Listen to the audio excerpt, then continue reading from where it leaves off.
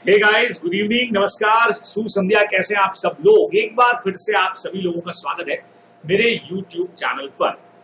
देखिए, जुलाई एग्जाम्स के लिए हम लोग सीए इंटर लॉ और सीए फाउंडेशन के लॉ के पेपर का पूरा एनालिसिस कर चुके हैं और अब बारी हमारे ग्रुप सेकंड के पेपर की सीए इंटरमीडिएट का हमारा ऑडिट का पेपर। तो आइए ऑडिट के पेपर का भी यहाँ पे कर लिया जाए एनालिसिस कि कहाँ से क्वेश्चन बने, क्या बना, क्या कुछ हुआ। तो जैसा आप लोगों को मैंने हमेशा कहा है भाई कि सबसे मेन चीज जो आप लोगों के लिए पढ़ने को है वो है आपका स्टडी मटेरियल। यानी आईसीएई का स्टडी मटेरियल जो है वो बहुत जबरदस्त है और लगभग क्वेश्चन जो है वो वहीं से बन रहे हैं। तो आप लोगों को उसको बहुत बेहतर तरीके से पढ़ करके जाना चाहिए। जितना टाइम मिल सकता है उसी को डिवोट करिए, 1 बार 2 बार 3 बार जितना पढ़ना है। आप स्टडी मैट को पढ़िए क्योंकि क्वेश्चन पेपर पूरा का पूरा वहीं से बनने वाला है। तो चलिए जी, हम लोग बात कर भी लेते हैं और आपको साथ में बता भी देता हूं कि स्टडी मैट में कहां से कौन सा क्वेश्चन जो है बना है, ताकि आप लोगों को ये भी पता लग जाए कि क्यों हम लोग आपको लगातार कहते हैं कि भाई स्टडी मैट से पढ़िए, स्टडी मैट कितना इंपॉर्टेंट है। तो आइए जी, इन सारी चीजों को डिस्कस कर लेते हैं और आप लोगों के सामने है हमारा question number first, compulsory question as usual. हमारा करेक्ट और इनकरेक्ट का जो क्वेश्चन है सबसे पहले बात उसी के ऊपर कर दी जाए।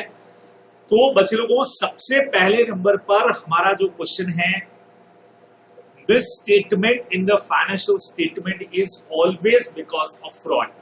अब ये एक ऐसा क्वेश्चन है जो बहुत सिंपल तरीके से जो भी इसको कॉमनली भी पढ़ के गया होगा तो उसने इसका आंसर जो है बहुत प्रॉपर तरीके से दे ही दिया होगा।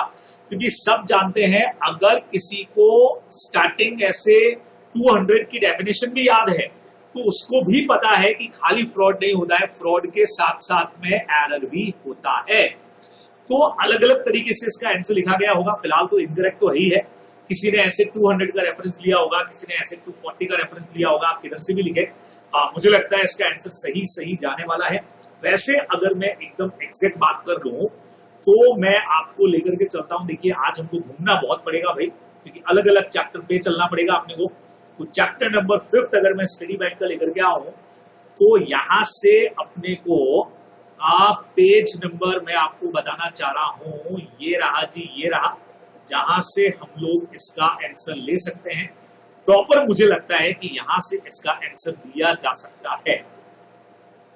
पेज नंबर 5.3 पर ये देखिए, यहां पे जब आप ये लाइन पढ़ते हैं, जैसा आप लोग देख पा रहे होंगे बच्चे लोगों, ये देखिएगा, miss statement in the financial statement can arise from either fraud और एरर। बराबर, ये लाइन आंसर में आनी चाहिए था। The distinguishing factor between fraud and error is whether the underlying action that is result in miss statement of the financial statement is intentional और unintentional. But obviously fraud है तो intentional और error है तो अनइंटेंशनल हो जाएगा। तो यहां से अपना आंसर जो है वो आना चाहिए था बराबर से। तो ये पैराग्राफ जो है वो आंसर को सपोर्ट करेगा।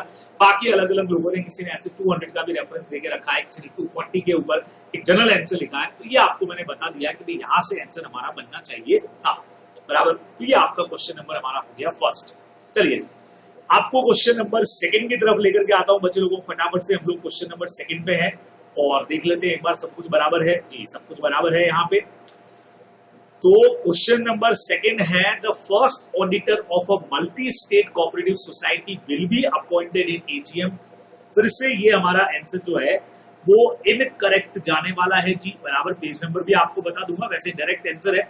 जिन्होंने भी ये पढ़ा हुआ है वो लोग जानते हैं बहुत अच्छी तरह से कि ये होता है बीओडीज की तरफ से बराबर।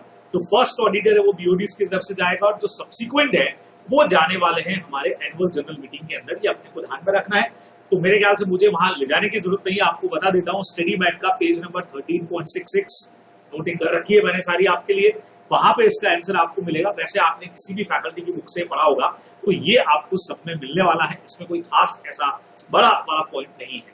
चलिए, नेक्स्ट वाले क्वेश्चन पे आपको लेके चलता हूं, जहां पे है असर्शंस के बारे में। अब असर्शन के बारे में चैप्टर नंबर फर्स्ट में भी आपको डेफिनेशन मिलेगा, चैप्टर नंबर 3 तो इसके लिए है ही है, और चैप्टर नंबर 9 से भी आप इसका आंसर ले सकते हैं, audit of items of financial statement. आप कहीं से भी असर्शन का डेफिनेशन ला करके यहाँ पे लिख दीजिए, तीनों में दे रखा है। चैप्टर फर्स्ट में एकदम सिंपल डेफिनेशन देके बोला है कि इसको चैप्टर नंबर 3 में आप आगे पढ़ोगे, 3 में तो असर्शंस के बारे में पूरा मीनिंग और डिटेल है ही है, और chapter number 9 audit of items of financial statement तो है ही पूरा असर्शन के ऊपर। तो आंसर क्वेश्चन को पढ़ते ही पता लग रहा है, assertion refer to representation by auditor. यहीं से सारी चीजें पता लग जाती हैं कि सेंटेंस एब्सोल्यूट इनकरेक्ट है, क्योंकि assertion refer to the representation by the management होना चाहिए था, न कि ऑडिटर। बराबर से तो बहुत आराम से इसका आंसर लिखा जा सकता है। कहीं से भी आप असर्शन का डेफिनेशन लिखें, 3 चैप्टर के अंदर आपको ये देके रखा है, तो आप किसी से भी इसको कवर कर सकते हैं। बराबर मेनली चैप्टर नंबर 3 और 9 से इसका डेफिनेशन वाला पार्ट यहाँ पे आ सकता है। बराबर से नेक्स्ट क्वेश्चन पे आता हूं, जो बहुत कंफ्यूजिंग वाला क्वेश्चन था। There is a very thin difference between advocacy threat and intimidation threat to an audit while performing his duty. अब चैप्टर नंबर 1 से हमारा ये क्वेश्चन बनता है बच्चे लोगों, जहां पे एडवोकेसी थ्रेट भी आपको दे रखी है, इंडिपेंडेंस के लिए जो थ्रेट है उनमें, और इंटिमिडेशन थ्रेट भी दे रखी है। अब क्वेश्चन में ऐसा कंफ्यूजन में आ गया कि इन्होंने बोला कि दोनों में बहुत कम डिफरेंसेस हैं।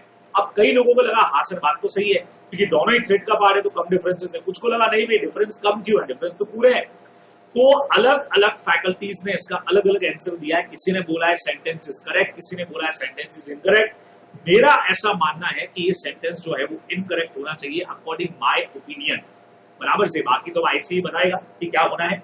और अलग अलग जो मेरी भी जो कई सारी ऑडिट की फैकल्टीज हैं, जो मेरे फ्रेंड हैं, उनसे जब मेरी बात भी हुई तो हम लोगों के डिस्कशंस भी हुए, और वो डिस्कशन से मुझे ये लगता है पर्सनली कि इनकरेक्ट होना चाहिए, बिकॉज थिन नहीं, थोड़ा सा ज्यादा डिफरेंस है दोनों के अंदर। एडवोकेसी थ्रेट आपको ये कहती है कि भाई आप किसी कंपनी के शेयर्स को प्रमोट करोगे या उसका फेवर करोगे, जबकि इंटिमिडेशन थ्रेट जो है वो बिल्कुल ही अलग है। वो डायरेक्टली यहाँ पे एक तरह से धमकी देती है कि अगर आपने ये चीज नहीं किया तो आपके अगेंस्ट में एक्शन लिया जाएगा। तो मुझे लगता है कि दोनों में काफी डिफरेंसेस है। इनकरेक्ट लिख करके आंसर में एडवोकेसी थ्रेट को डिफाइन कर दीजिए और इंटिमिडेशन थ्रेट को डिफाइन कर दीजिए, दोनों को ये आंसर के अंदर यहाँ पर आने वाला है। बराबर से नेक्स्ट पे आते हैं। नेक्स्ट क्वेश्चन हमारा सीधा सीधा सा अगेन आपके लिए बढ़िया क्वेश्चन है, ऑडिट सैंपलिंग का क्वेश्चन है, जो ये कहता है in stratified sampling the conclusion drawn on each strata. जो ईच स्टार्टअप पे आपने कंक्लूजन लगाया उसको आप डायरेक्टली प्रोजेक्ट कर सकते हो होल पॉपुलेशन पे। सीधा पता लगता है इनकरेक्ट है, क्योंकि स्टैटिफाइड सैंपलिंग के अंदर हम पूरी पॉपुलेशन को कई सारे पार्ट में अलग अलग डिवाइड करते हैं। याद है आपको 0 से 75,000, 70,000, 1 से 2 लाख जो अपने डिवीजन किया था। तो हर एक स्टाटा से जो अपना कंक्लूजन निकलेगा वो उसी पॉपुलेशन, उसी पर्टिकुलर पॉपुलेशन पे अप्लाई होगा, न कि होल पॉपुलेशन के ऊपर। तो बहुत सिंपल सा क्वेश्चन था, क्योंकि सैंपलिंग का चैप्टर और इसके मेथड सैंपलिंग के सब पढ़ के जाते हैं, उस बेस पे आप इसका आंसर बहुत आराम से लिख सकते हैं। वहां से आएगा कि होल पे नहीं लग के उस पर्टिकुलर एरिया ऑफ पॉपुलेशन पे ये लगने वाला है, तो ये अपने को यहाँ पे ध्यान में रखना चाहिए था। चलिए नेक्स्ट पे आपको लेकर के आता हूँ। अगला क्वेश्चन विद रेफरेंस टू, तो ये इनकरेक्ट हो गया अपना ई वाला जो है वो भी बच्चे लोगों को इनकरेक्ट हो गया। With reference to general IT control the objective of data centre and network operation is to ensure that system are developed, configured and implemented to meet financial reporting objective. Absolutely incorrect है, और ये आपका chapter number 6 से हमारा question आया। मैं आपको chapter number 6 पे लेके चलता हूं और आपको बताता हूं कि इसका आंसर एग्जैक्टली पड़ा कहां पे है। हाँ जी, तो इसके लिए चलना पड़ेगा चैप्टर नंबर 6 में। अच्छा जी, चैप्टर नंबर 6 हमारे यहाँ पे नहीं है अभी। अच्छा, मेरे इस लिस्ट के अंदर चैप्टर नंबर 6 नहीं है। 5th, 7th, 8th, 9th, 10th, 11th, 12th क्या बात है, चैप्टर 6 ही नहीं है। कोई बात नहीं जी, कोई बात नहीं। यहां से नहीं तो हम डायरेक्टली चल लेते हैं हमारे गूगल साहब के पास, हम चले चलते हैं। आइए जी, ये हम लोग आ गए यहाँ पे, और चलिए आपको सीधा सीधा सा आईसी का साइट पे लेके चलता हूँ ना मैं।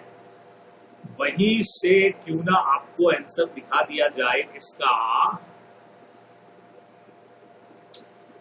ये हमारा स्टडी मटेरियल आ गया जी। अरे बाप, May 21 का स्टडी मटेरियल आया। जाना काफी पड़ेगा, रास्ता लंबा है, लेकिन कोई बात नहीं, पहुंच जाएंगे। खुल जा भाई, खुल जा। हाँ जी, ये आ गया आपका चैप्टर नंबर 6, और मैं आपको लेके चलता हूँ पेज नंबर 6.10 पर, जहां आपको इसका आंसर मिल जाएगा बच्चे लोगों। ये देखिए 6.10 पे हम यहां आ गए, ये रहा जी, एग्जैक्टली यही लाइन है।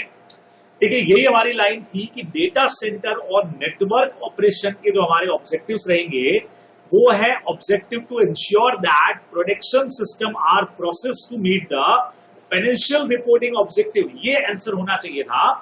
और वहां जो आंसर दिया गया है वो लाइंस आपको कहां मिलेंगी, मतलब वो जो क्वेश्चन आपसे पूछा गया है वो यहां मिलेंगी। देखिएगा डेटा सेंटर का नहीं, एप्लीकेशन सिस्टम एक्विजिशन डेवलपमेंट और मेंटेनेंस का ऑब्जेक्टिव होता है to ensure that system are develop configure and implemented to meet the financial reporting objective.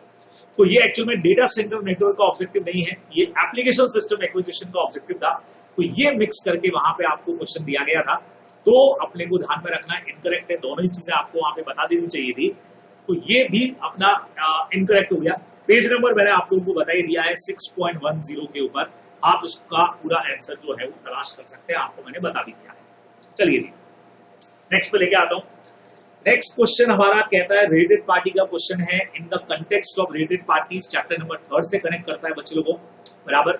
The potential effect of inherent limitation on the auditor's ability to detect material misstatement are greater, बराबर से।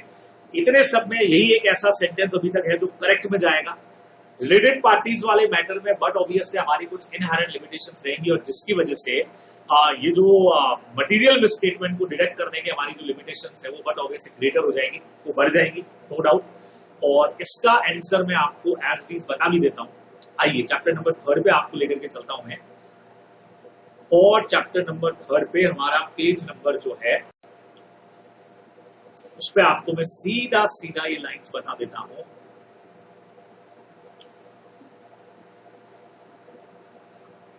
देखिए हमारा पूरा base जो है, जैसा आप लोग शुरू से जानते हैं कि मेरा जो बेस पढ़ाने का रहेगा वो पूरा का पूरा स्टडी मैट पे ही मैं चाहता हूं कि आप लोग ज्यादा से ज्यादा फोकस करें। ये देखिए ये हमारा ऐसे 240 है, सॉरी ये हमारा आ गया ऐसे नंबर जिसपे हम लोग बात करते हैं रेटेड पार्टी ट्रांजेक्शन, यहां से हमारा बच्चे लोगों शुरू हो जाता है ऐसे नंबर 550 का, ठीक है। और जैसा मैंने आपको कहा कि ये आंसर मुझे मिलने वाला है 3.61 पर, तो देख लेते हैं भाई 3.61 ये रहा। और ये आंसर मुझे कहां से मिलेगा ये आप लोग देखिएगा, ये मैंने पढ़ाते वक्त बहुत सारी यहाँ पे कलाकारी कर दी है, मैं इसको थोड़ा ठीक कर देता हूँ। ये देखिए बच्चे लोगों लाइन देखिएगा, आपको एज इट इज यहाँ से मैं लाइन दिखा देता हूँ। ये देखिए क्लियर बोला है, in the context of rated party the potential effect of inherent limitation on the auditor's ability to detect material misstatement are greater, clear बोल दिया है। रीजंस भी इन्होंने दिए कि मैनेजमेंट अनअवेयर होता है कई बार और कई बार हम मिस कर जाते हैं, जो भी कुछ है, लेकिन ये लाइन एज इट इज वहां पे दे दी गई है आपको और एब्सोल्युटली करेक्ट हो गया क्योंकि ये एज इट इज लाइन जो है वहां पे प्रिंट की इन्होंने क्वेश्चन के अंदर, तो ये हमारा करेक्ट जाने वाला है जैसा आप लोगों को मैंने बताया। देख सकते हैं आप लोग सेम टू सेम लाइन जो है बच्चे लोगों को यूज हुई है, एग्जैक्ट वही line in the context of same to same line है, ये करेक्ट जाने वाला है। चलिए लास्ट वाले पे बात कर लेते हैं, the location of the description of auditor responsibility. मतलब आप लोग जानते हैं कि ऑडिटर रेस्पॉन्सिबिलिटी का जो लोकेशन है for the audit of financial statement is always with in the body of auditor report, समझना। यानी ऑडिट रिपोर्ट चैप्टर नंबर 11 का क्वेश्चन है, ऑडिट रिपोर्ट के अंदर ऑडिटर रेस्पॉन्सिबिलिटी के बारे में जो हम लिखेंगे, जो हमारा हेड आएगा, जो हमारी डिटेल आएगी, जो उसका लोकेशन होगा वो हमेशा ऑडिट रिपोर्ट के अंदर ही होगा, विद इन द बॉडी होगा, उसके बाहर नहीं होगा, अलग से नहीं होगा, ठीक है। तो कई सारे लोगों ने इस सेंटेंस को भी करेक्ट बताया है कि हाँ भाई ये भी बिल्कुल करेक्ट है, उसके अंदर ही होगा, ये हमेशा अंदर ही होगा। मुझे लगता है कि मैं आपको भी दिखा भी दूंगा, मुझे लगता है कि ये भी इनकरेक्ट है। जरूरी नहीं है कि विद इन द बॉडी हो, हम अलग से एनेक्सर्स के अंदर अटैचमेंट लगा के भी ऑडिटर का रेस्पॉन्सिबिलिटी लिख सकते हैं। ये हमें मिलेगा चैप्टर नंबर 11 में और मैं आपको 11 पे लेके चल रहा हूं। 11.19 पर इसका आंसर हमको मिलना चाहिए। आइए चलते हैं 11 चैप्टर पे चलते हैं जी, और 11th चैप्टर के अंदर 11.19 पे अपने को चलना पड़ेगा सीधा। तो आइए जी आइए 11.19 हाजिर हो। अरे अरे अरे ऊपर चले गए, ये देखिए ये आप लोगों के सामने है जी, कहाँ है जी, कहाँ है 11.19 बच्चे लोगों, यहाँ आप लोग इस सेंटेंस को मेरे साथ में पढ़िएगा जरा, आपको पता लग जाएगा खुद ही आंसर। देखिए क्लियर बोला है, the location of the description of the auditor responsibility for the audit of the financial statement. पहली लाइन है with in the body of the auditor report, जो अपना क्वेश्चन भी दिया है, लेकिन आगे बोला है with in appendix two the auditor report, in which case the auditor report shall include a reference to the location of the appendix। मतलब जरूरी नहीं है कि आप बॉडी के अंदर ही दें, आप साथ में अपेंडिक्स भी अटैच कर सकते हैं, या फिर एक और चीज आपको दिया है, एक रेफरेंस आप यहाँ पे लिख करके कंपनी का जो साइट है, जो एप्रोप्रिएट अथॉरिटी का साइट रहेगा, वहां पे भी आप इसको डाल सकते हैं। ये दो सिचुएशन इन्होंने और दे रखी है, जबकि आपसे पूछा गया था कि हमेशा विद इन द बॉडी होता है, जरूरी नहीं है, ये अपेंडिक्स की तरह से भी आ सकता है और उसके अलावा अलग से वेबसाइट पे भी डाला जा सकता है। ये चीज हमको यहाँ से ध्यान में रखना चाहिए था बराबर से। तो नाउ अभी बच्चे लोगों यहाँ से अगर आप पढ़ लेते हैं तो आपको पता लग ही जाएगा कि वो इनकरेक्ट है, सिर्फ विद इन द बॉडी नहीं है, उसके अलावा भी मैटर उसके अंदर कवर है। ठीक है, क्या कहते हैं, बराबर समझ आया आप लोग को सबको? तो ये आपके करेक्ट और इनकरेक्ट के सारे क्वेश्चन आंसर्स हैं, वो भी सबूत के साथ है कि कहाँ पे कौन सा टॉपिक पढ़ा हुआ है। स्टडी मैट से ही बात करूंगा मैं प्योरली, आपने कहीं से भी पढ़ा हो सकता है जहां से भी आपने पढ़ा है उन फैकल्टीज के पास भी आंसर रहे होंगे, उनकी बुक में भी जरूर होंगे, लेकिन मैं यहाँ पे जो बेस लेके चल रहा हूँ सारा का सारा हमारा स्टडी मटेरियल है। चलिए नेक्स्ट पे आपको लेकर के आता हूँ अगला क्वेश्चन नंबर सेकंड का ए पार्ट। देखें कहां से आया, नाम से पता लग रहा है डॉक्यूमेंटेशन, बोले तो ये हमारा डॉक्यूमेंटेशन वाला चैप्टर है, ऑडिट डॉक्यूमेंटेशन चैप्टर नंबर 3 से हमारा ये क्वेश्चन होना चाहिए, 3 से 2 से, चैप्टर 2 से।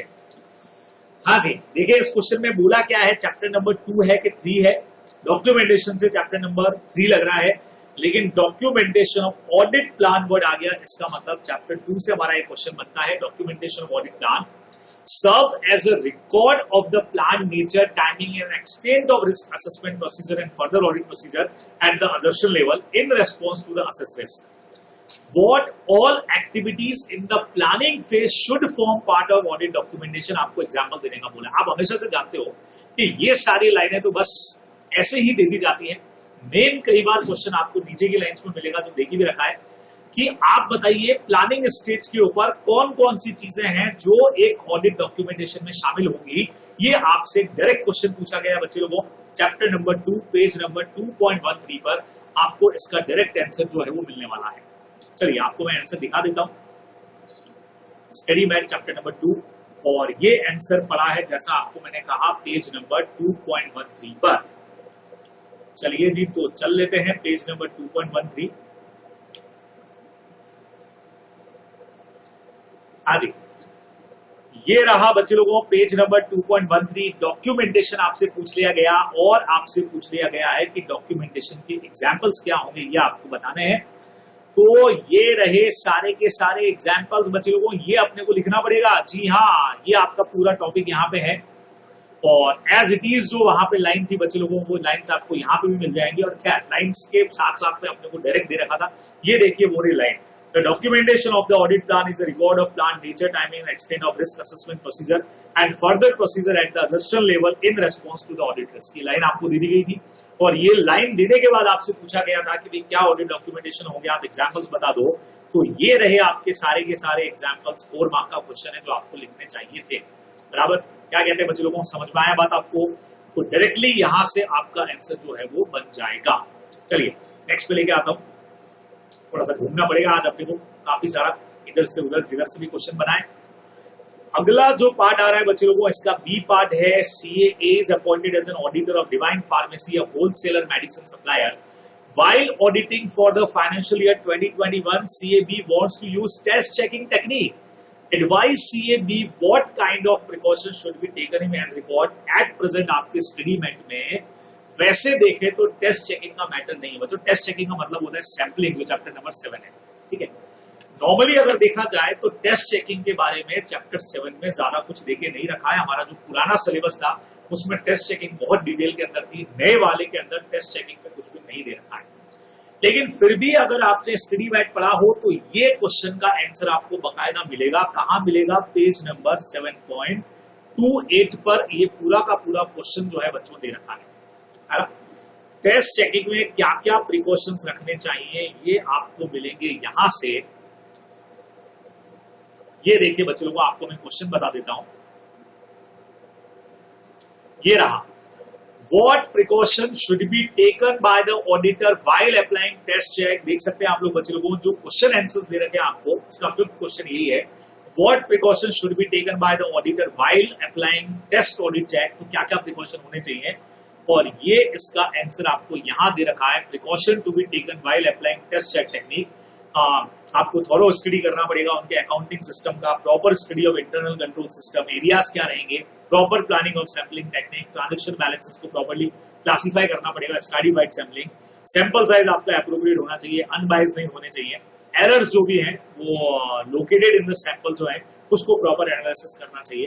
तो ये सारे पॉइंट आपके आंसर के अंदर एज इट इज आ जाएंगे, सेम टू सेम बात दे रखी है, एज इट इज क्वेश्चन जो है, बस उसको थोड़ा सा केस स्टडी में चेंज कर दिया है, बाकी सेम टू सेम क्वेश्चन बच्चों आप लोग को दिया है, तो कहीं पे कोई यहाँ पे टेंशन अपने लिए नहीं है।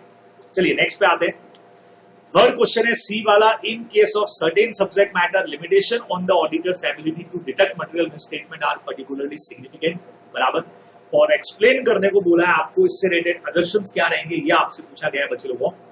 तो अब ये चूंकि हमारा लिमिटेशन का पॉइंट आ गया, तो बट ऑब्वियस है ये जो लाइन है मैं आपको एज इट इज बताता हूं बच्चों, पहले लिमिटेशंस पे फोकस करना, चैप्टर नंबर 1 इनहेरेंट लिमिटेशन से हमारा ये आंसर बना है, ठीक है। पहले लैंग्वेज पढ़ लो, in case of certain matter limitation on the auditor's ability to detect material misstatement are particularly significant, पर आपको बोला इसमें कौन कौन से सब्जेक्ट मैटर या असर्शंस आ रहे हैं, इनको आप लोग समझाइए बच्चे लोगों। चैप्टर नंबर 1 में पेज नंबर 1.12 पर आपको इसका आंसर मिल जाएगा। आइए मैं आपको आंसर बता देता हूं,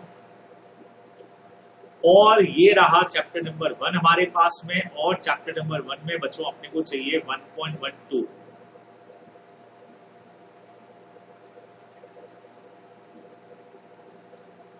यहां पे आप लोग देखेंगे आपको दे रखा है बच्चों इनहेरेंट लिमिटेशंस, जो आप लोग सब बहुत बेहतरीन तरीके से पढ़ के जाते हो ना, इनहेरेंट लिमिटेशन। अब इनहेरेंट लिमिटेशन में भी ये लाइंस कहां से उठाई है बच्चे लोगों, 4th पॉइंट की लाइंस चेक करो, 4th पॉइंट की lines heading, in case of certain subject matter limitation on the auditor's ability to detect material misstatement are particularly significant, देख लो सेम टू सेम लाइन उठा करके डाल दिया, और यही पूछ लिया आपसे कि बताओ वो असर्शन और सब्जेक्ट मैटर कौन से हैं बच्चे लोगों। ये 4 पॉइंट अपने को अदर्स वाले, जो अपन अदर इनहेरेंट लिमिटेशन पढ़ते हैं ना, उसके 4 पॉइंट्स अपने को यहाँ पे देने चाहिए थे, यहां से इन्होंने क्वेश्चन बना करके दे दिया है, एज इट इज लाइन आपको दे दी और आपको बोला ये 4 पॉइंट्स देखिए, यहां से आपके चारों के चारों पॉइंट आने वाले हैं, बराबर, यही से इसका आंसर बनता है। तो देख सकते हैं आप लोग क्या कमाल धमाल पेपर जो है वो ऐसे ही बना देता है, कहां कहां से क्वेश्चन निकाल करके देता है। तो स्टडी मैट बेहतर पढ़ेंगे तो सब कुछ आप लोग बहुत आराम से कर पाएंगे। नेक्स्ट क्वेश्चन पे आपको लेकर के आता हूं। The statutory auditor of ABC Limited C.A. Raj identifies certain inconsistency while applying analytical procedure to the financial and non-financial data of ABC Limited. आपसे हमने पूछा है कि बताओ इन्वेस्टिगेट कैसे करोगे, तो बहुत सिंपल है बच्चे लोगों, चैप्टर नंबर 8 में अलग से पॉइंट अपने को इन्वेस्टिगेशन का दे रखा है, पेज नंबर 8.18 के ऊपर एकदम डायरेक्ट पॉइंट है कि मैनेजमेंट से पूछताछ करेंगे, बात करेंगे, मैनेजमेंट से क्वारी वारी करेंगे, वो सारा पॉइंट हमारा है। आपको मैं लेकर के चलता हूँ, मैंने कहा ना आज के इसमें अपने को लेक्चर में घूमना बहुत पड़ेगा, आपको मैं पूरा स्टडी मैट का सफर करवाने वाला हूं यहाँ पे, लेकिन बेनिफिशियल रहेगा आपके लिए, आपको ध्यान भी पड़ेगा कि कहां से कौन सी चीज कैसे पूछी जा रही है। 8.18 आधा भाई आधा, यस बच्चे लोगों, ये देखो डायरेक्ट क्वेश्चन है, investigating result of analytical financial procedure, analytical procedure direct investigating का पॉइंट पूछा गया है। जैसा मैंने आपको कहा कि मैनेजमेंट से इंक्वायरी करेंगे और उसके अलावा जो अदर ऑडिट प्रोसीजर अपने को लगाने हैं, ये आंसर अपने को यहाँ पे लिखना चाहिए था, सीधा सीधा सा हमारा पॉइंट है।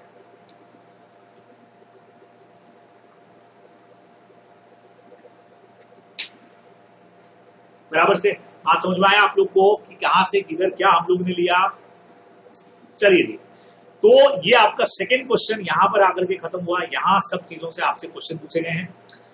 नेक्स्ट में बच्चे लोगों थर्ड के ए में आपको लेके आता हूं। थर्ड का ए नंबर हमको कहता है the auditor shall perform audit procedure design to obtain sufficient appropriate audit evidences that all event occur between the date of FS and date of audit report that require judgment or disclosure in the financial statement have been identified with reference of SA 560। Direct पूछ लिया बच्चों chapter number 3 subsequent हमारे जो events हैं उनके ऊपर हमारा question आ गया, सब्सिक्वेंट ट्रांजैक्शंस के ऊपर।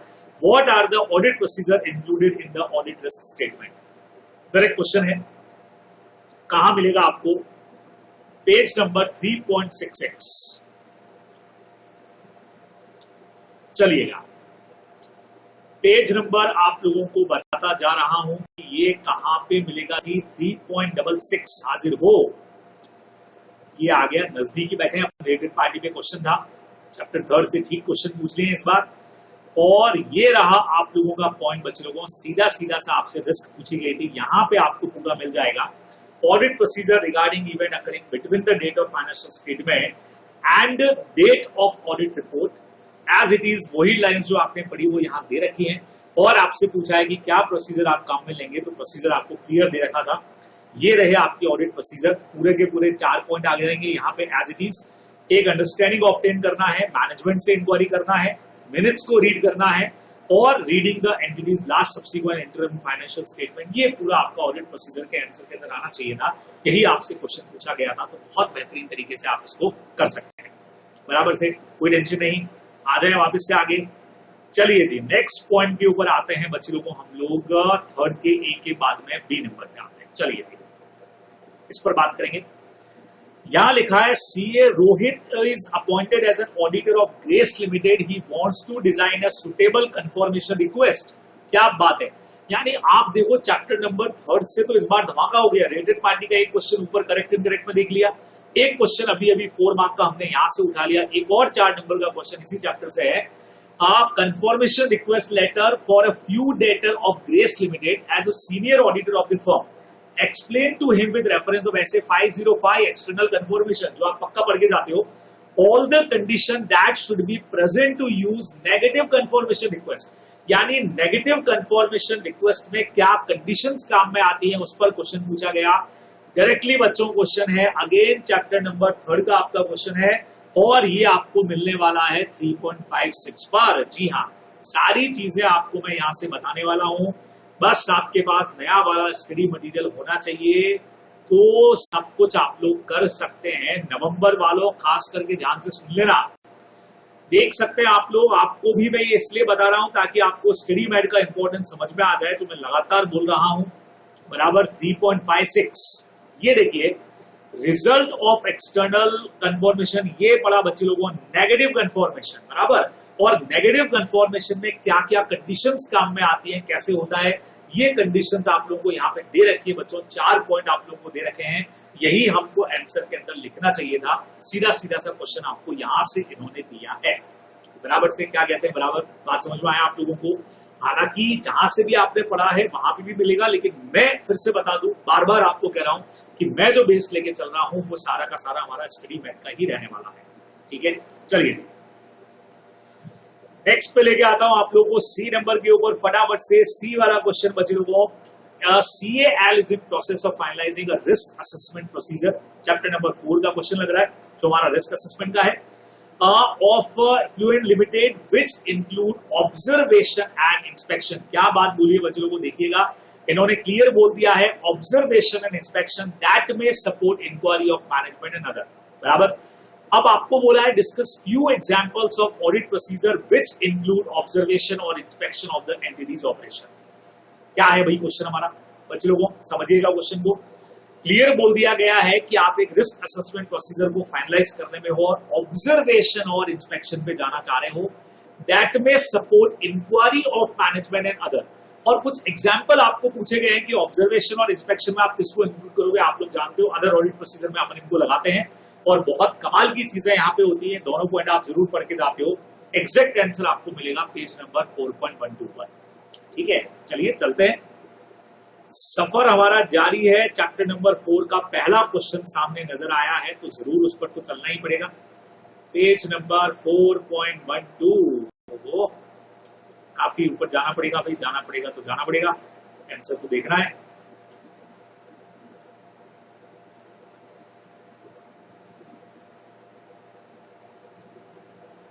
फोर 4.12, ये रहा हमारा पॉइंट, ये रहा बच्चों, ऑब्जर्वेशन एंड इंस्पेक्शन। देख पा रहे हैं आप लोग, तो ऑब्जर्वेशन और इंस्पेक्शन के अंदर क्या क्या चीजें हमको चाहिएगा, देखो, ऑब्जर्वेशन एंड इंस्पेक्शन में support inquiry of management and other, same line, and may also provide information about the entities and environment. यही क्वेश्चन था ना आपका, और आपसे पूछा गया था इसके एग्जाम्पल दो। Example of such audit procedure include along with inquiry, ये सारे पॉइंट्स आप लोगों को देके रखे हैं, यही आपके आंसर के पॉइंट जाएंगे। तो यहां से आपका जो क्वेश्चन नंबर 4 है, क्वेश्चन नंबर 3 का जो सी पार्ट है वो बच्चों आपसे पूछा गया है। क्लियर मैटर, समझ आया आप लोग को किधर से आंसर्स बन रहे हैं। चलिए फिर आता है आपका अगला क्वेश्चन, देखना पड़ेगा जी। अगला क्वेश्चन बोले तो नंबर डी का, क्या बात है, इतना बड़ा क्वेश्चन देखने में लग रहा है। Forceful Limited is a company dealing in a mobile spare part and having its showroom in almost all the state in the country. Financial year 2021 के लिए the company transfer its accounts from manual to computerized. Chapter number 6 का question लग रहा है, साफ पता लग रहा है। PQR company chartered accountant have specialization in the system audit and have been appointed as the system auditor. ठीक है भाई। PQR and company at the end of audit concludes that there are certain finding or exception in IT environment and IT control of the company which need to be assessed and reported. Mention करिए उन points को जो यहाँ पे assess करके report करने की category में आ रहे हैं, ऐसा इनको लग रहा है। तो चैप्टर नंबर 6 में एग्जैक्ट पॉइंट आपको मिलेगा 6.19 पर। देखिए 6.19 चेक करें। अच्छा, इसके लिए तो अपने को वहां चलना पड़ेगा, अपने को सीधा सीधा सा इंस्टीट्यूट का साइट पे जाना पड़ेगा भाई, और पेज नंबर 6.19 देखिए क्या ये वाला मैटर वहां अपने को दिख जाएगा। चेक करते हैं, लाइन टू लाइन मैच करते हैं अभी। हाँ जी, ये रहा बच्चे लोगों, 6.19 पे डायरेक्ट दे रखा है बच्चों, assess and report the audit findings. Clear आप लोगों को बोल रखा है, और यहीं पे ये वाला जो अपना मैटर है ये हमारा आंसर बनाएगा। यहाँ पे सीधा सीधा सा है कि कौन कौन से पॉइंट आपको वहां पे बताने पड़ेंगे। ये आपसे पूछा ना कि कौन कौन से point are there are weakness in IT control, what are the impact of these weakness. ये जो पूरा मैटर आप लोग यहाँ तक देख रहे हो, ये हमारे आंसर के अंदर जाने वाला है, बराबर से। तो यहाँ पे इसका आंसर पड़ा हुआ है बच्चे लोगों, assess and report audit findings. ये आंसर आपका इस क्वेश्चन का जो है वो बनने वाला है। चलिए, तो डी पॉइंट हम लोगों ने डिस्कस कर लिया। फोर्थ क्वेश्चन पे आ जाते हैं बच्चे लोगों। फोर्थ का ए पार्ट क्या कहता है?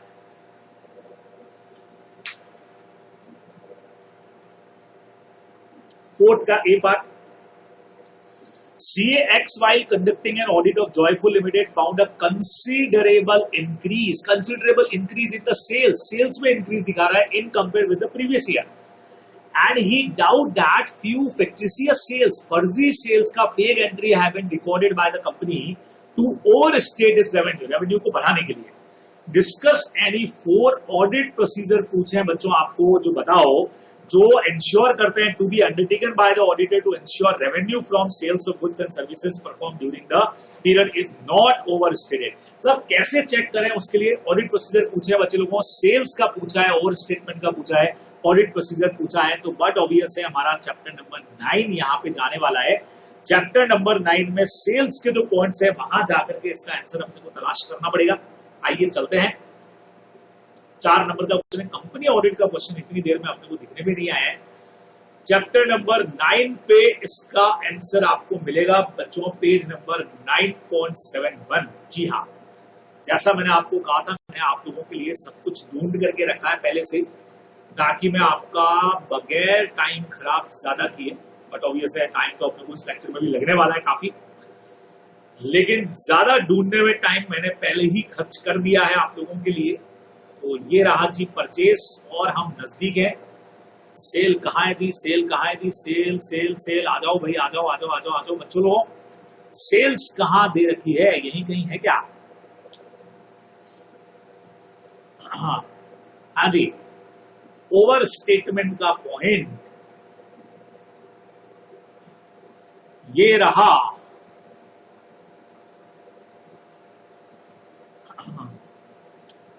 ये तो परचेस के पॉइंट्स आ गए भाई, सेल्स कहां गई? देखें, ओह परचेस का पॉइंट आ गया था, परचेस पॉइंट आ गया था। सेल का पॉइंट कहां गया कहां गया कहां गया? अरे गायब भी हो गया। ये रहा बच्चे लोगों, ये रहा ये रहा ये रहा ये रहा। ये देखिए पूरा दे रखा है बच्चे लोगों, all sales made during the period were recorded and there is no under statement और ओवर स्टेटमेंट। ये अगर चेक करना हो तो क्या ऑडिट प्रोसीजर लगेगा बच्चे लोगों? क्लियर यहाँ पे आप लोगों को दे रखा है। ये देखो, ये कहाँ मिला आप लोगों को मैं बता देता हूँ। ये पॉइंट हमने उठाए बच्चों यहाँ से, sale of product and services बराबर और आपसे 4 कोई भी ऑडिट प्रोसीजर पूछे गए हैं, बताना है कि ओवर स्टेटमेंट को चेक करना है। तो यहां आप लोगों को इनमें से कोई भी 4 पॉइंट अपने को लिखने रहेंगे। All sales made during the year were recorded and there is no understatement और ओवर स्टेटमेंट। इसको हम कैसे चेक करेंगे, उसके ऑडिट प्रोसीजर यहाँ पे आपको दे रखे हैं। तो यहाँ आपको मिलने वाला है इसका आंसर। बराबर से क्या कहते हैं, बात समझ में आया आप लोग को? तो ये आंसर यहां से आप लोगों को मिल जाएगा। पूरा का पूरा ऑडिट प्रोसीजर अपने को लिखने चाहिए थे। चैप्टर नंबर 9 का हमारा ये क्वेश्चन था। चलिए आगे बढ़ते हैं अगले क्वेश्चन के ऊपर। अगला क्वेश्चन है बच्चे लोगों, you have been appointed as an auditor of health care services में आपको अपॉइंट किया गया auditor. Briefly discuss the special point that should be kept in mind as an auditor for developing audit program. बच्चे लोगों, health care service provider का मतलब ये हो गया हॉस्पिटल का ऑडिट हो रहा है। यहाँ पे कोई हॉस्पिटल है, हेल्थ केयर सर्विस हो गया हॉस्पिटल। हॉस्पिटल का ऑडिट प्रोग्राम कैसे लिखना है ये आप लोग जानते हैं, कहां पे पढ़ा है ये भी आप लोग जानते हो। Audit of different type of entities के अंदर हॉस्पिटल वाले पॉइंट के अंदर से आप लोग पॉइंट लिख देंगे। तो यहाँ मुझे ज्यादा डिस्कशन करने का जरूरत नहीं है। चैप्टर नंबर 13 से ये क्वेश्चन है और ये वो क्वेश्चन है बच्चों जो आप लोग बहुत बेटर तरीके से पढ़ करके जाते हो कि आप कैसे क्या चीजें यहाँ पे चेक करोगे, कि आप किस तरीके से चाहे हॉस्पिटल का बेड का रूम का एक्सपेंसेस चेक करोगे, ऑपरेशन थिएटर चेक करोगे, मेडिसिन चेक करोगे, वो सारे पॉइंट्स आप लोग को पहले से आते हैं। तो इस पे ज्यादा डिस्कशन की जरूरत अपने को नहीं लगती। तो मैं नेक्स्ट पे लेके आता हूं आप लोगों को। नेक्स्ट क्वेश्चन कहता है the value of intangible asset may diminish due to effects of time, use and obsolescence। ठीक है भाई, the diminution of value represent cost of the entity for earning revenue during a given period। Discuss the audit procedure to be applied by the auditor to ensure that intangible asset जो है वो value की गई है appropriate तरीके से accounting policies के हिसाब से। तो कभी भी ऐसा क्वेश्चन का ऊपर का लाइन पढ़ के घबराना मत, और सर ये क्या पूछ लिया, हमको तो आते ही नहीं है। बेटा पूरा क्वेश्चन पहले पढ़ लो, सिंपल है। इनटेंजिबल एसेट के ऑडिट में जो वैल्यूएशन वाला पॉइंट है वो आपसे पूछ लिया गया है बच्चों।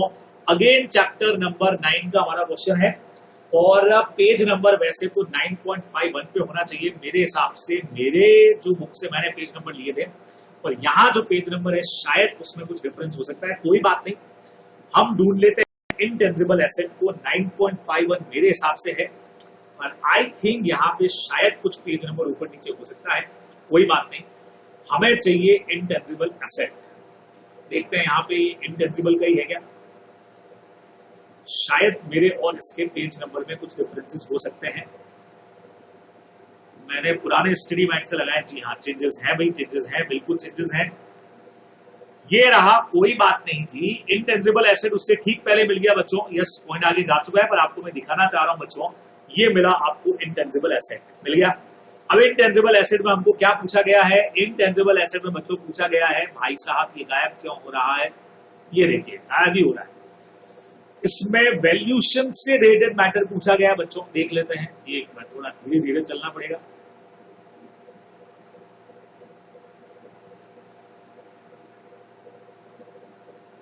आधा पेज गायब हो चुका है, ये भी इतना थक गया है मेरे ख्याल से सफर करते करते, थक गया लगता है ये भी।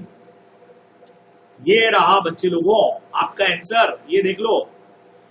इंटेंजिबल एसेट का वैल्यूएशन वाला पॉइंट बच्चों, वैल्यूड वाला पॉइंट, और जो लाइन अपन ने पढ़ी थी, the value of intangible asset may be diminished due to efflux of time, use and obsolescence, पढ़ा था ये। The diminution of value represent cost of the entity of earning revenue during a given period. और आपसे पूछा गया था, ये lines as it is दे दी गई थी और आपसे प्रोसेस पूछा गया था कि बताइए क्या इसमें ऑडिट प्रोसीजर रहेगा। ये रहा, यहां से यहां तक का आपका ऑडिट प्रोसीजर, यहां से क्वेश्चन आपसे पूछा गया है। तो अब हो क्या रहा है, मैं मानता हूं कि ये चीज थोड़ा सा मुश्किल है पर करना तो पड़ेगा, है ना। आप लोग अक्सर पूछते हैं सर चैप्टर 9 का कोई शॉर्ट ट्रिक बता दो ना सर, चैप्टर 9 को किधर से हमको लिखना है सर, जल्दी से हमको कोई चैप्टर 9 का शॉर्ट बता दो।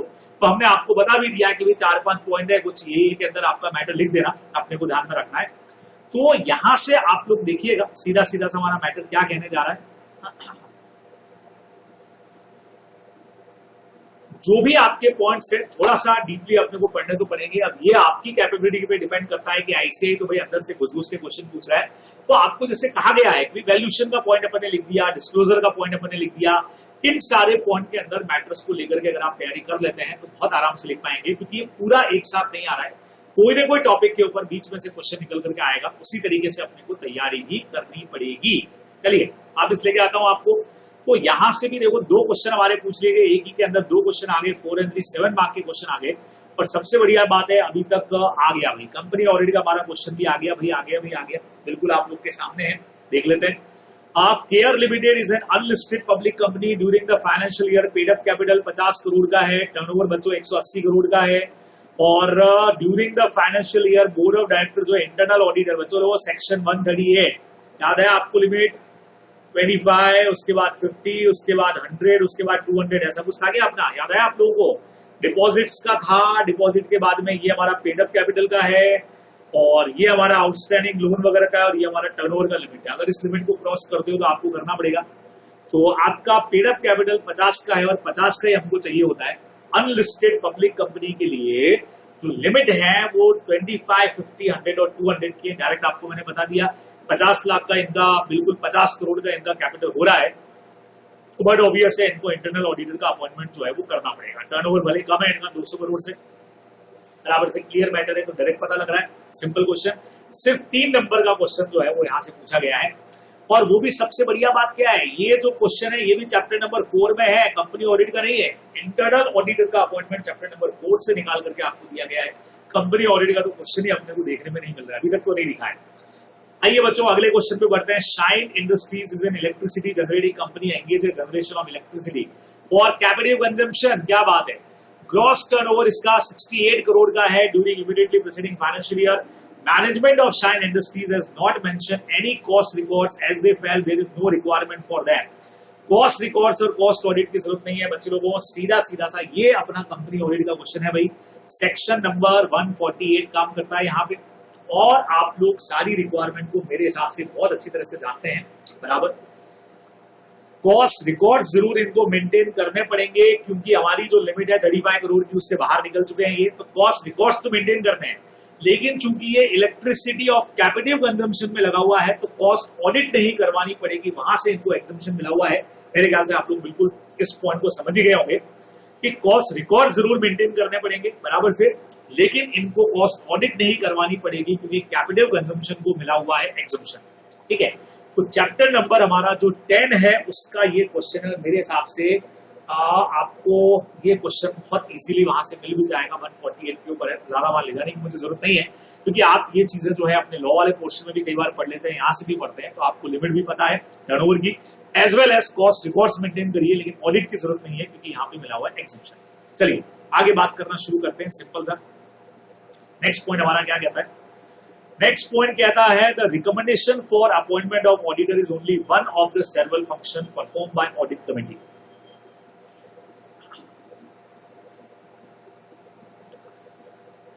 The recommendation for appointment of auditor is only one of the several functions performed by the audit committee. Discuss at least 4 other key responsibilities of audit committee. Audit committee का key responsibilities क्या है बच्चे लोगों?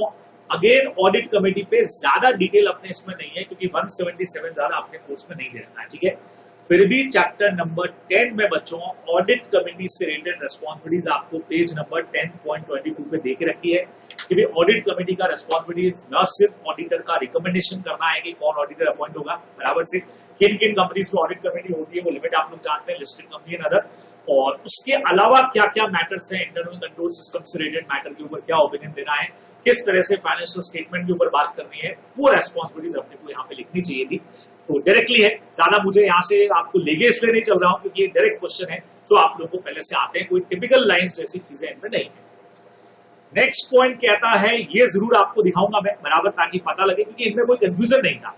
सी कहता है list out any 3 circumstances which include the management employ to commit the fraud, बराबर से, यानी आपसे पूछा गया 3 चीजें बताइए जिनसे इंड्यूस होकर के मैनेजमेंट या एम्प्लॉय जो है वो फ्रॉड करेगा। 3 नंबर का क्वेश्चन पूछ लिया गया, और इनमें बच्चों कई बार एक बड़ा कंफ्यूजन आप लोगों के सामने क्रिएट हो जाता है। चैप्टर नंबर 5 का क्वेश्चन है, पता लग रहा है कि सर अपन ने इंड्यूस वाले तो काफी सारे पॉइंट पढ़े थे, आखिर इसमें कौन से आने हैं, तो आप लोग को बताना चाहता हूं बच्चों को, डायरेक्ट दे रखा है आपको एकदम डायरेक्ट, ये पॉइंट कहां मिलने वाला है, आइए आप लोगों को लेके चलता हूं चैप्टर नंबर 5 में। ये मिलेगा आपको सीधा 5.6 पर ही, एग्जैक्टली हेडिंग में मिलेगी, आप लोगों ने जरूर पढ़ रखी है। ये देखिए बच्चे लोगों, Why do management employee commit fraud? Clear पूछ लिया. What induce management employee to commit fraud? कोई भी 3 चीजें पूछिए. ये सारे पॉइंट्स आप लोग को देके रखे हैं. इनमें से पॉइंट आप लोगों को वहां पे लिखने चाहिए थे. तो डायरेक्ट आपका आंसर है पेज नंबर 5.6 पर इसका आंसर आपको यहाँ पे मिल जाता है. ठीक है, बराबर 5.6 पर मिलेगा. चलिए आगे बढ़ते हैं. आखिरी क्वेश्चन इसका. CA Guru is in the process of preparing the final audit report of GPA private limited and would like to disclaim his opinion. ठीक है भाई, ऐसे 705 में डिस्क्लेम करना चाहता है. And on the financial statement due to an inability to obtain sufficient appropriate audit evidences, how CA Guru shall amend the description of the auditor report responsibilities as required by SA 700. यानी आपको क्या क्या amendments करने पड़ेंगे, बराबर से आपको क्या क्या यहाँ पे अमेंडमेंट्स करने पड़ेंगे, उससे रिलेटेड चीज आपसे पूछी है. तो बट ऑब्वियस है 705 में जब आप डिस्क्लेमर ऑफ ओपिनियन दोगे तो अपने को चेंज करना पड़ेगा चैप्टर नंबर 11.40 पे इसका आंसर मिलेगा. हम लोग अपना लैंग्वेज जो है वो डिस्क्लेमर के अंदर क्या क्या चेंज करते हैं ऑडिटर रिस्पॉन्सिबिलिटी में आप लोग जानते हो. तो वहीं से इसका आंसर अपने को मिलेगा. आपको मैं बता देता हूं. पेज नंबर हम लोग पहुंच गए हैं 11.40 पर. हाँ जी, ये बस जरा से दूर है हम और पहुंच ही गए हैं. ये देखिए बच्चे लोगों, बेसिस फॉर ओपिनियन में यहां पे हम लोग आ गए. हाँ जी, ये देखिए क्लियर बोल दिया गया बच्चों. Description of auditor responsibility for the audit of the financial statement when the auditor disclaim an opinion on the auditor financial statement. सीधा पूछ लिया गया, डायरेक्ट क्वेश्चन पूछ लिया गया. ये पूरा आंसर यहां से आप लोगों का इतना पोर्शन जो है वो बनकर के आंसर के अंदर आ जाएगा. बराबर सीधा सा क्वेश्चन है, आपसे पूछ लिया गया डिस्क्लेमर ओपिनियन में ऑडिटर के रेस्पॉन्सिबिलिटी के डिस्क्रिप्शन में कैसे आपकी लैंग्वेज बनेगी, क्या चीज होंगे. तो ये चीजें अपने को वहां पे डालनी पड़ेंगी अपने आंसर में. ये आप लोग ध्यान रखने वाले हैं. ठीक है, क्लियर. तो साथ साथ आपको मैं बताता जा रहा हूं कहां से कौन सी चीज है. देन उसके बाद में आता है हमारा आखिरी क्वेश्चन 6th वाला बच्चों. 6th वाले क्वेश्चन में and limited has been sanction a cash credit facility. क्या बात है भाई, यहां से अपना क्वेश्चन बनना शुरू होता है. और आईएनआर 1 करोड़ रुपए का है इनका. 1 करोड़ रुपए कैश क्रेडिट फैसिलिटी है. ड्रॉइंग पावर इनका जो है वो 80 लाख रुपए का है. आउटस्टैंडिंग बैलेंस 75 का है. और इनका इंटरेस्ट चार्ज हुआ है 3.5 लाख का, जिसमें से इन्होंने क्रेडिट करवाया है 2.5 लाख. यानी जितना इंटरेस्ट अमाउंट था उतना क्रेडिट नहीं हुआ है. तो आप अपनी रिपोर्ट में क्या लिखोगे. बैंक ऑडिट से ये डायरेक्ट क्वेश्चन है बच्चे लोगों. आउट ऑफ ऑर्डर के जो पॉइंट्स आप पढ़ेंगे वहां से इसका आंसर जाने वाला है. थोड़ा सा क्वेश्चन प्रैक्टिकल टाइप का अपने को दिखता है, लेकिन थ्योरेटिकल बेस पे आप कर सकते हैं. पेज नंबर मेरे हिसाब से 12.27 पर इसका आंसर शायद अपने को मिलना चाहिए. अब चेक कर लेते हैं. आपको बताता हूं कि मैटर कहां से बनेगा. एनपीए में नहीं जाएगा, ये ध्यान रखिएगा.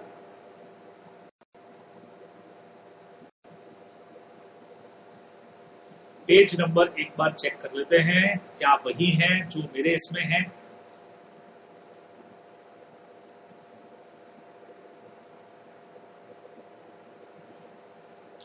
नहीं, रुकिएगा. आपको इसका आंसर जो मैं एग्जैक्ट यही वाली चीजें, यही वाली लाइंस आपको मैं पढ़ा देता हूं बच्चे लोगों.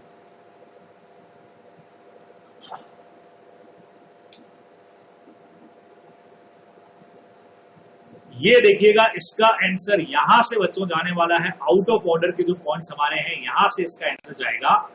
और क्लियर इन्होंने बोल दिया. देखिए the account should be treated as out of order if the outstanding balance remain continuously excess of the sanction limit या ड्रॉइंग पावर. ये तो नहीं है, लेकिन यहाँ पे एक और चीज दे दिया गया है 90. 1 मिनट रुकिएगा. यस बच्चे लोगों को देखिए. In cases where the outstanding balance of the principal operating account is less than the sanction limit, वो तो ठीक है. But there are no credit continuously for 90 days on the date of balance sheet. तो ये और credit are not enough to cover the interest debited during the same period. समझ रहे हैं.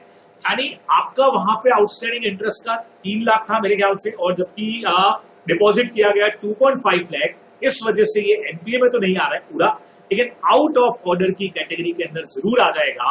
ये अपने को आंसर में लिखना पड़ेगा बच्चे लोगों. यहां से इसका आंसर जो है वो हमारा बनने वाला है. ठीक है, क्या कहते हैं बच्चे लोगों, बात समझ में आई. सीधा सा पैराग्राफ आपको यहां से देके रखा है और यही हमको आंसर के अंदर यूज करना पड़ेगा. कि हमारा जो क्रेडिट पीरियड है भाई वो कम दे रखा है यहाँ पे बराबर से, मतलब क्रेडिट अमाउंट जो इंटरेस्ट था वो पूरा नहीं है, तो आउट ऑफ ऑर्डर के अंदर ये हमारा जरूर कवर हो जाएगा, ये हमको ध्यान में रखना पड़ेगा। ठीक है, तो ये लाइंस वहां पे आ जाएंगी और यही आंसर इसका बनने वाला है। ठीक है, चलिए नेक्स्ट क्वेश्चन पे आपको लेके चलता हूं। तो बैंक ऑडिट का क्वेश्चन भी अच्छा क्वेश्चन था, बाई चांस किसी को नहीं आ रहा हो तो गवर्नमेंट ऑडिट के ऑब्जेक्टिव्स आपसे पूछ लिए गए हैं, एक्सप्लेन करने को आपको दे दिया गया है। सीधा सीधा सा बच्चे लोगों चैप्टर 13 पे 13.5 के इसके ऑब्जेक्टिव दे रखे हैं, दिखा देता हूं मैं आपको, बिल्कुल कोई दिक्कत नहीं है इसके अंदर। आपको आंसर मैं दिखा देता हूं 13.5 यानी चैप्टर के स्टार्टिंग में होना चाहिए ये। देखें थोड़ा सा मेरे हिसाब से पेज नंबर्स मेरे जो हैं वो अलग हो गए हैं, मेरे पास जो शायद स्टडी मटेरियल थोड़ा सा पुराना वाला रह गया है और मैंने जो देखा है वो नया वाला है। यस बच्चे लोगों, ये मेरे ख्याल से पुराना स्टडी मैट मैंने यहाँ से कर लिया है। अपन नए स्टडी मैट के अंदर चेक कर लेते हैं, अभी चेक कर लेते हैं। जो लेटेस्ट स्टडी मैट आप लोगों के लिए बोला गया है अपने पास में पड़ा ही है। सीधा आईसीआई का साइट पे हम गए और साइट पे जाने के बाद हमने कहा जी चैप्टर नंबर 13 जरा हमें दिखा दीजिए। आगे हम लोग चैप्टर नंबर 13 पर, और चैप्टर नंबर 13 में किधर है भाई, ऑब्जेक्टिव्स दे रखे हैं क्या? ये रहे बच्चे लोगों ऑब्जेक्टिव्स, ये पढ़े, ये देख सकते हो आप लोग बराबर से। यहां से आप लोगों को ऑब्जेक्टिव सारे के सारे मिल जाएंगे। क्या ऑब्जेक्टिव हैं ये? गवर्नमेंट ऑडिट के ऑब्जेक्टिव्स बच्चों, accounting of public fund, appraisal of government policies, base of corrective actions, ये हमारे आंसर के अंदर सीधा सीधा सा आने वाला है। ठीक है, तो ये आप लोगों को यहां से बहुत बेहतरीन तरीके से आप लोग लिख सकते हैं, स्टडी मैट के अंदर हमारे कवर है। चलिए, तो चॉइस का क्वेश्चन था, आप वो भी लिख सकते थे, ये भी लिख सकते थे। नेक्स्ट क्वेश्चन बचे लोगों, you have been appointed as an auditor of VJM school. Discuss आपको करना है कि कैसे ऑडिट करोगे एसेट्स और लाइबिलिटीज का। मजा आ गया इस बार तो, हॉस्पिटल ऑडिट के भी पॉइंट आ गए, स्कूल के भी पॉइंट आ गए। लगभग 7 से 8 नंबर का क्वेश्चन तो आपके लिए बहुत ईजी हो गया। लेकिन स्कूल में भी इनकम और एक्सपेंडिचर का नहीं, खाली एसेट्स और लाइबिलिटीज के आपको पॉइंट लिखने हैं। क्लियर, आपको बोल दिया गया 4 नंबर का क्वेश्चन है। तो ये आप स्कूल ऑडिट पढ़ते हैं, चैप्टर नंबर 13 का क्वेश्चन है। Again different type of entities का इजीली कर सकते हैं। नाउ नेक्स्ट बच्चे लोगों, एलएलपी का क्वेश्चन आपसे पूछ लिया गया है। Tomo construction engineering LLP approach CA to understand the various return to be mention and file. कौन कौन से रिटर्न आपको फाइल करने, मेंटेन करने, इसके बारे में आपसे ओपिनियन चाहिए। तो आपको फिर से मैं लेके चलूंगा ही चलूंगा, कहां पर? चैप्टर नंबर 13 पर, और 13.35 पर इसका आंसर मिलेगा, ऑडिट ऑफ एलएलपी।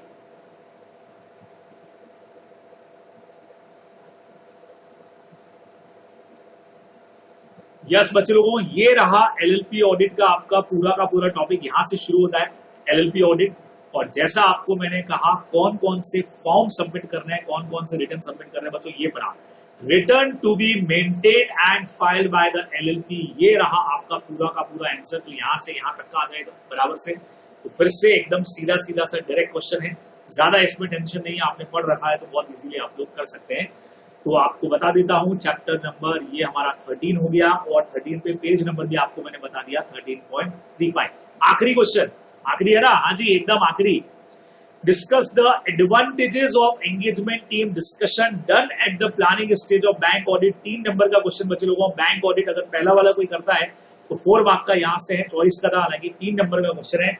आपसे पूछ लिए गए एंगेजमेंट टीम डिस्कशन के अंदर क्या क्या हमको बेनिफिट्स होते हैं वो बता दीजिए। तो आइए आपको बैंक ऑडिट का आंसर भी मैं दिखा देता हूं। ये चलिए जी, पेज नंबर 12.10 आ जाइए। 12.10 पे मिलेगा इसका आंसर। कहां है भाई 10?